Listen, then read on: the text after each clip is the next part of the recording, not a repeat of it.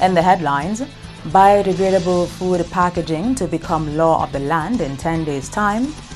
Pollster Alex Bruno responds after critics question his qualifications following the results of his latest poll, which favors the opposition UWP. And Dominica elected to the Commonwealth Disabled People's Forum. I am Andrea Lee with the Channel 5 News. Back with the details after this.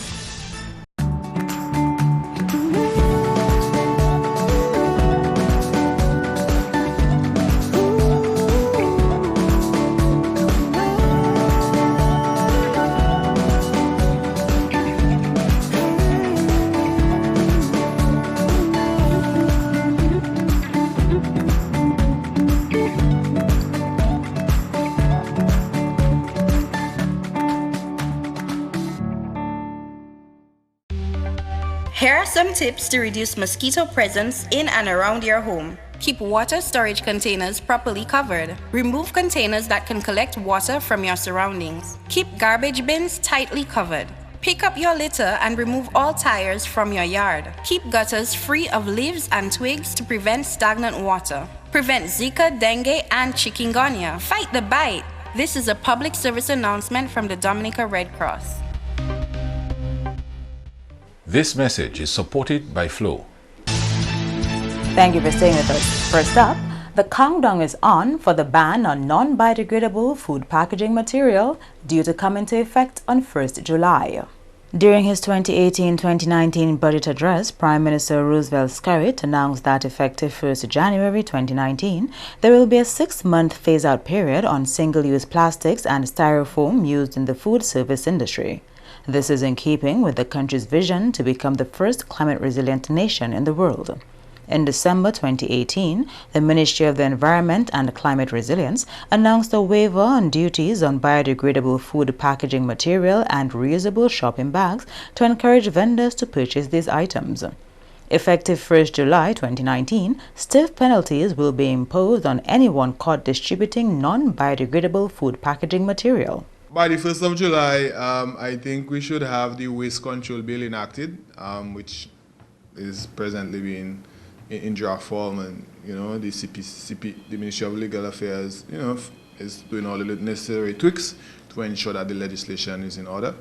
So once that legislation is in full-fledged, it would mean that there would be stiff penalties for redistribution, importation, so on and so forth.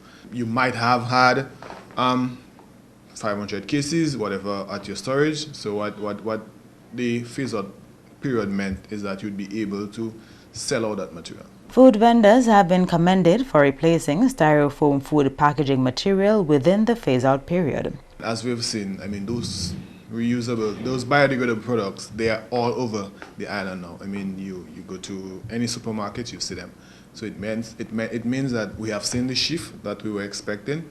But on other occasions, you may have somebody import one case of a particular product. Whether it's one cartoon or 20 cartoons, the items are banned, and customs will not allow it to go any further. They will not allow you to remove that from customs. It will be confiscated. Mitchell encouraged vendors to take advantage of the waiver of duties on these biodegradable material while it lasts. Based on what I've seen, there was no timeline set for the waiver. So there was no timeline set to say, okay, it was supposed to be just for 2 months or 3 months or 6 months or during the phase-out period. Those decisions basically would have to be directives from cabinet, but there was no timeline to say, okay, it's just going to be 0 rating for the phase-out period. We don't have that kind of data. So if the decision is to be taken to remove it, cabinet would have to now decide, okay, since we made the pronouncement, so on, so on, so, but there is no decision from cabinet right now to change or remove the 0 rating. In other top stories, political scientist Alex Bruno has come under criticism for the results of his latest poll conducted by the Caribbean Agency for Political Advancement, CAPA, of which he is managing director. The poll suggests that the DLP would likely lose its majority seats if elections were called today. Some say Bruno does not possess the qualification or experience to conduct these polls. Mr. Bruno spoke to Channel 5 News from Barbados on Thursday about the questions surrounding his qualifications. I am a master in political science, which means that I hold a master's degree at present. And in addition to that, I am on the verge of declaring my candidacy for the PhD in the same discipline. People who study political science at this level are required to complete required coursework.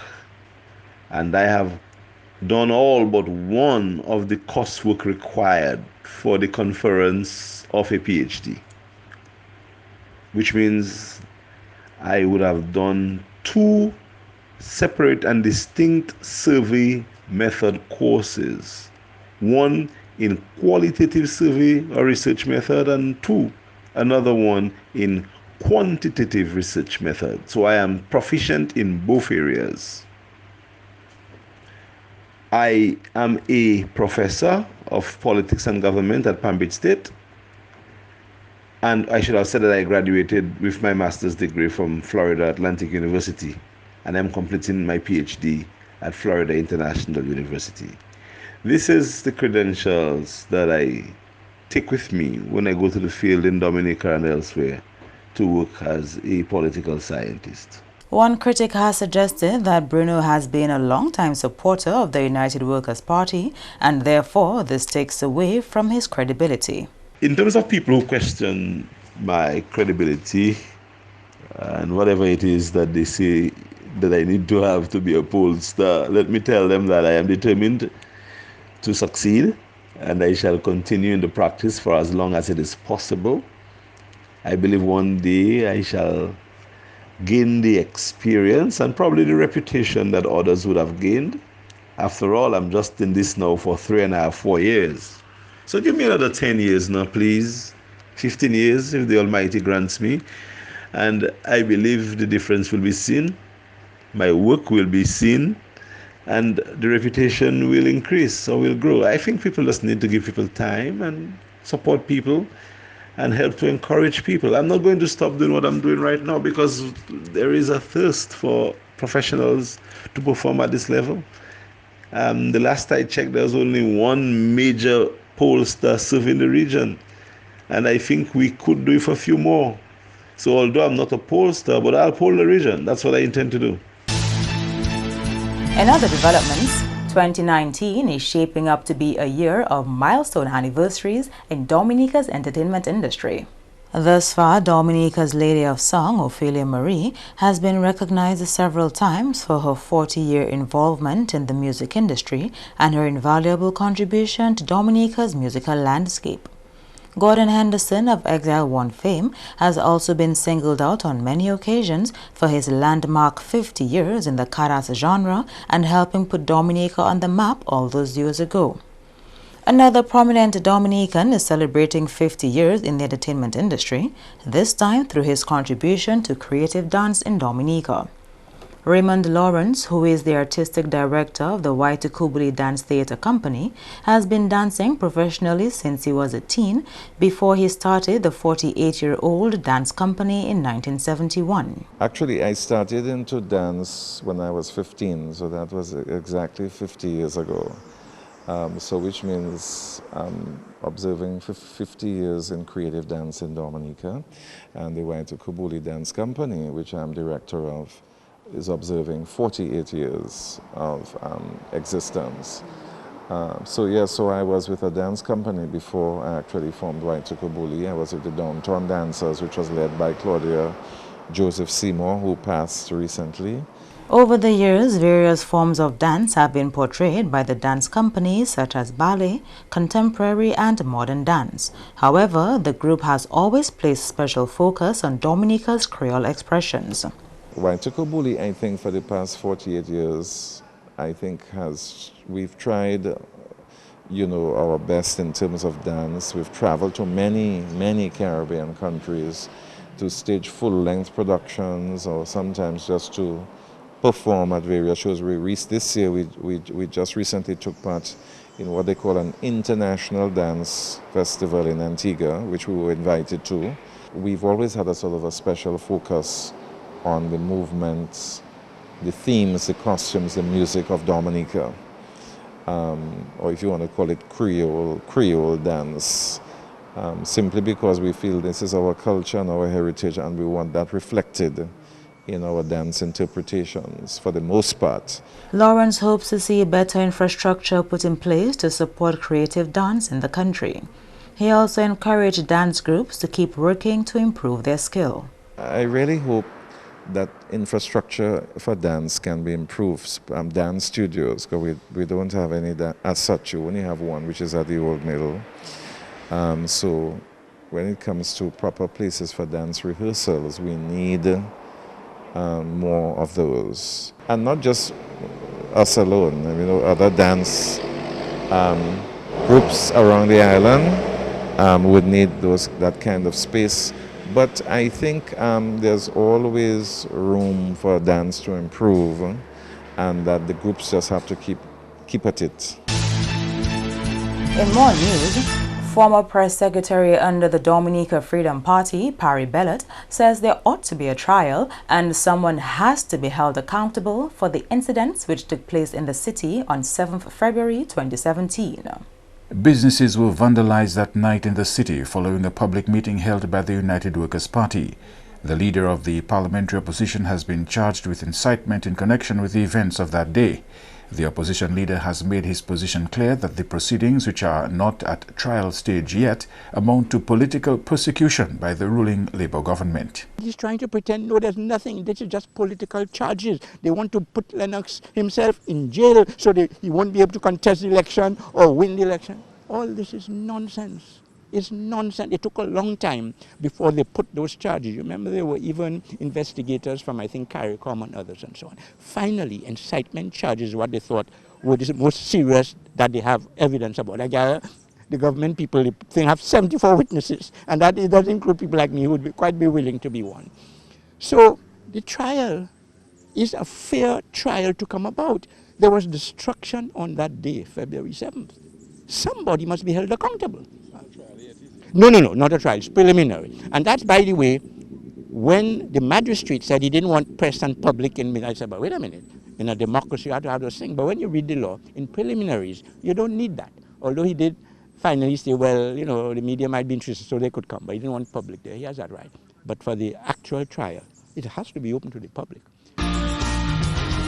You are watching the Channel 5 News. Stay tuned for more after the break.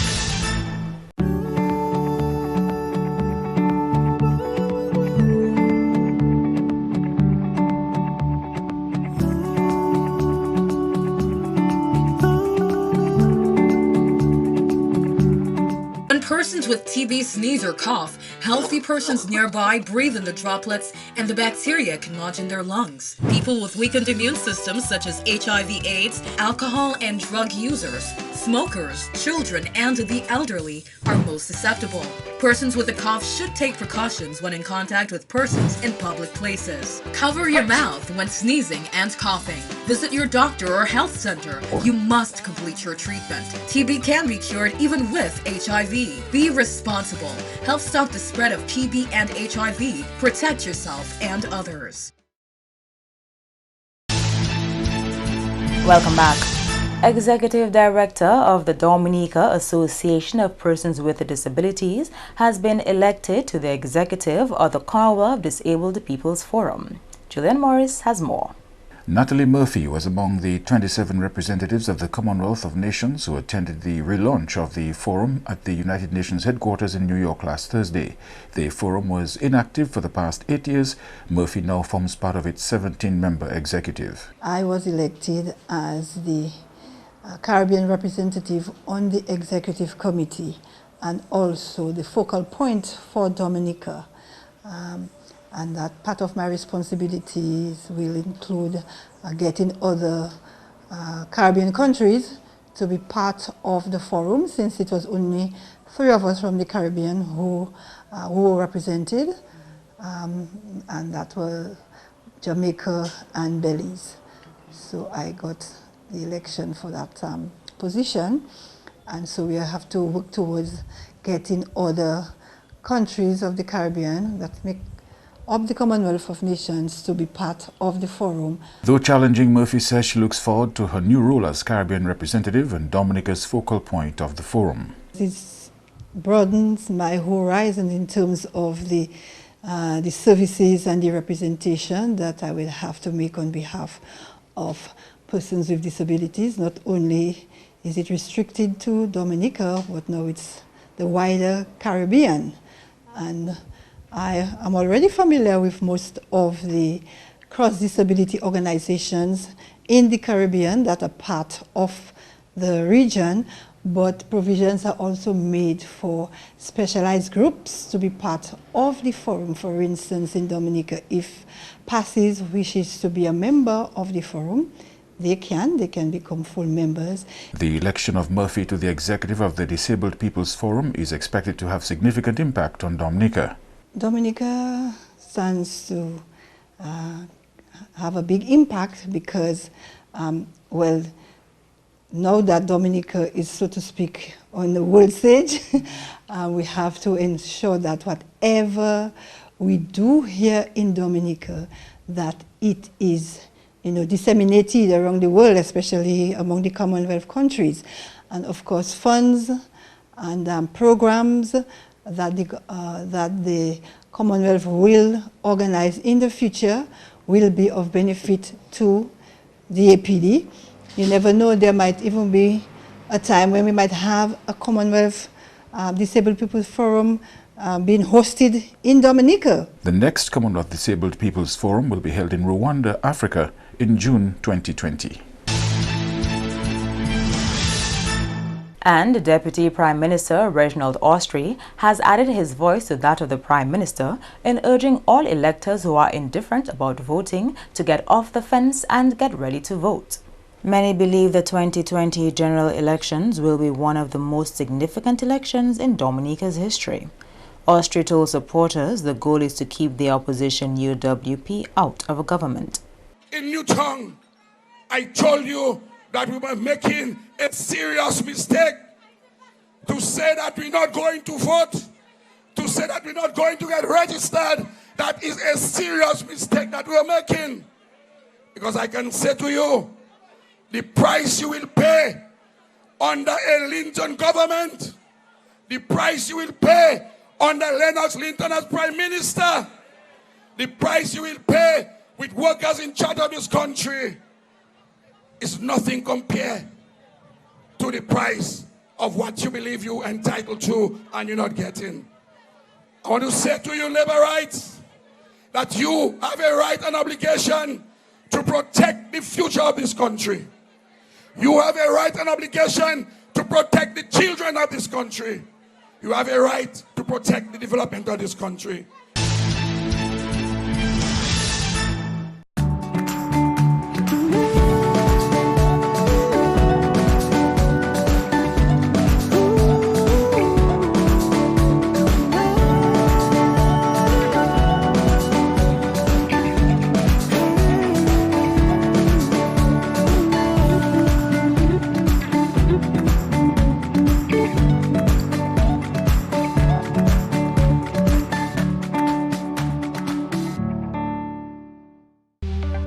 Here are some tips to reduce mosquito presence in and around your home. Keep water storage containers properly covered. Remove containers that can collect water from your surroundings. Keep garbage bins tightly covered. Pick up your litter and remove all tires from your yard. Keep gutters free of leaves and twigs to prevent stagnant water. Prevent Zika, dengue, and chikungunya. Fight the bite. This is a public service announcement from the Dominica Red Cross. This message is supported by Flow. To end the news, the headlines again. Biodegradable food packaging to become law of the land in 10 days' time. Pollster Alex Bruno responds after critics question his qualifications following the results of his latest poll, which favors the opposition UWP. And Dominica assumes a seat on the Commonwealth Disabled People's Forum. Feel free to contact us at news@marpin2k4.com. You can also access our past newscasts on our YouTube channel. On behalf of the entire production team, I am Andrea Louis, and to all of our viewers around the world, Thank you so much for watching. Join us next time.